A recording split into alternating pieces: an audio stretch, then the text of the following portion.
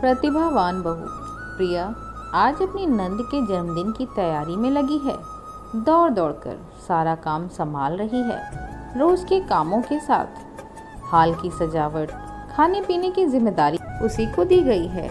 उसने बड़े चाव से बहन समान नंद को खुश करने के लिए चॉकलेट केक, दही बड़े, पानी पूरी, चाट, गुलाब जामुन सभी बड़े जतन से बनाया है। यही सोच के आज सभी की शिकायतें दूर कर देगी। शाम को दीपा की सारी सहेलियां आ जाती हैं। सभी सजावट, हाथ के बने केक और खाने की खूब तारीफ करती हैं। दीपा, तुम्हारी भाभी तो बहुत प्रतिभाशाली हैं। तुम्हारे जन्मदिन पर कितनी बढ़िया तैयारी की है।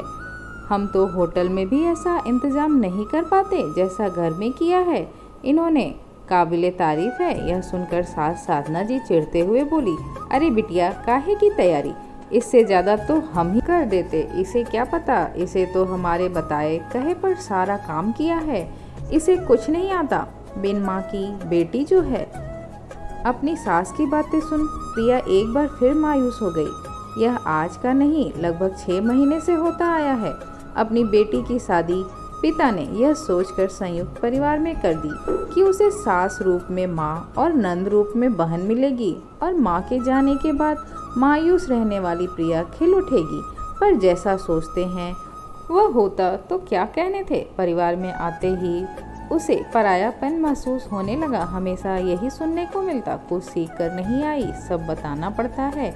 बिन माँ की बेटी जो है, पर उसने भी किसी काम को सीखने करने में कोई कमी नहीं छोड़ी। पर प्रोत्साहन कभी नहीं मिला, सिर्फ तानों की बरसात ही होती रहती, जिससे उसका आत्मविश्वास हिल सा गया। कुछ दिन बाद संजय अपनी माँ से बोला, माँ, मेरा ट्रांसफ़र भिलाई प्लांट में हो गया है। 3 साल वहीं रहना होगा। पिछली बार ट्रेनिंग पर गया था तो खाने के लाले पड़ गए थे। मैं इस बार प्रिया को अपने साथ ले जा रहा हूँ। टिकट हो गई है। साधना जी भड़क गईं, अरे ऐसे कैसे अचानक बहू को ले जा रहा है, इसे तो कुछ आता ही नहीं। तुझे परेशानी होगी, यहीं छोड़ जा। मुझे कौन सा ऑफिस का काम कराना है, 2 वक्त का खाना नसीब होगा। और क्या तुम चाहती हो बासी चावल, जली रोटी, चटनी ही खाता रहूं? ना चाहते हुए भी प्रिया को 100 हिदायतें देकर संजय के साथ भेज दिया। नई जगह प्रिया को भी डर लगता। उसको भी लगने लगा था कि उसे कुछ नहीं आता। आत्मविश्वास नाक के बराबर रह गया था बेचारी का। एक दिन कपड़े सुखाते वक्त सुधा मकान मालकिन ने प्रिया से बातचीत करना शुरू किया। तुम घर में संजय के जाने के बाद दिन भर क्या करती हो? हमारे साथ किटी ज्वाइन कर लो, तुम्हें भी अच्छा लगेगा। कॉलोनी की महिलाओं के साथ घुल मिल गई। उसे सच में अच्छा लगने लगा। आज प्रिया के घर में किटी थी। सभी आ चुके थे। उसने ढोकले, समोसे, मैसूर पाक, मीठा, नमकीन सभी कुछ घर में बनाया था। खाकर सभी ने उसकी खूब तारीफ की। सभी बोली, हम लोग घर पर इतना स्वादिष्ट नाश्ता कर हैरान हैं। आप अपनी इतनी तारीफ सुनकर हमेशा मायूस रहने वाली प्रिया खिली खिली रहने लगी। अब तो जिस घर में किटी होती उसी को बुलाया जाता नाश्ता बनवाने के लिए। किसी बच्चे के बर्थडे पर केक भी वह हाथों से बना गिफ्ट करती। सभी कॉलोनी में उसकी प्रतिभा के कायल हो गए। प्रिया, मैं यह सोच रही थी कि अगर तुम हमें खाने की कुछ आइटम सिखा दो तो हमें भी अपने पति और बच्चों को खुश कर पाएंगे। वे रोज दाल रोटी खाकर बोर हो जाते हैं और बाजार का लाना महंगा पड़ता है और अनहाइजीनिक भी होता है। भाभी, आपको मना कब किया? जब चाहे आ जाना। सुधा को देखकर कुछ और महिलाएं भी उसके पास आने लगी। उसकी कुकिंग बेसिक क्लास चल निकली। उसी से हुई आमदनी से आत्मविश्वास भी बढ़ने लगा। वह सब कर सकती थी। उसे किसी की टिप्पणी से यह सोचने की जरूरत नहीं थी कि उसे क्या आता है क्या नहीं।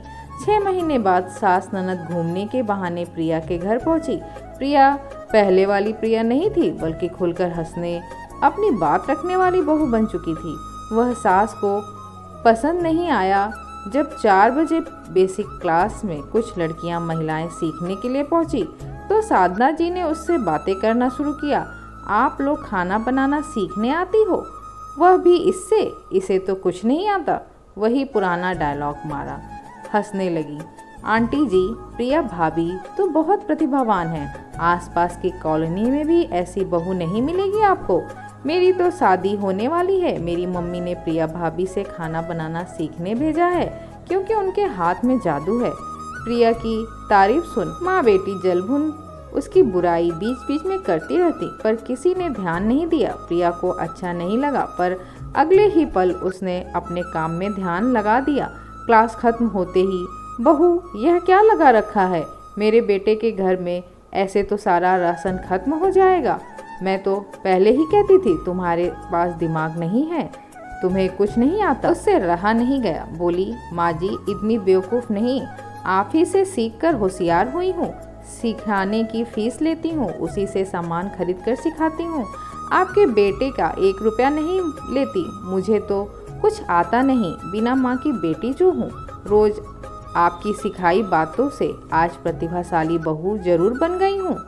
साथ साधना जी उसके दो टूक जवाब को सुन के कुछ ना बोल पाई।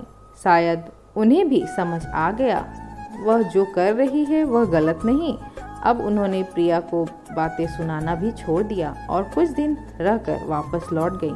कई बार देखने में आता है सास बहू से यही कहती है कि तुम्हें कुछ नहीं आता, चाहे वह कितना भी सीख कर क्यों ना आई हो। माना आपके अनुभव उससे ज़्यादा हैं, पर वह भी एक इंसान है। उसके आत्मविश्वास को तोड़ने का आपको कोई हक नहीं बनता, बल्कि आपको तो अपने प्यार दुलार से उसे सिखाना चाहिए। और कुछ गलत भी हो जाए ताने सुनाने की बजाय समझाना चाहिए, ना कि उसकी खिल्ली उड़ाकर उसे मायूस कर देना चाहिए। दोस्तों, आपको कहानी कैसी लगी कमेंट में ज़रूर बताइए। वीडियो पसंद आई हो तो लाइक कीजिए, शेयर कीजिए एंड सब्सक्राइब कीजिए। धन्यवाद।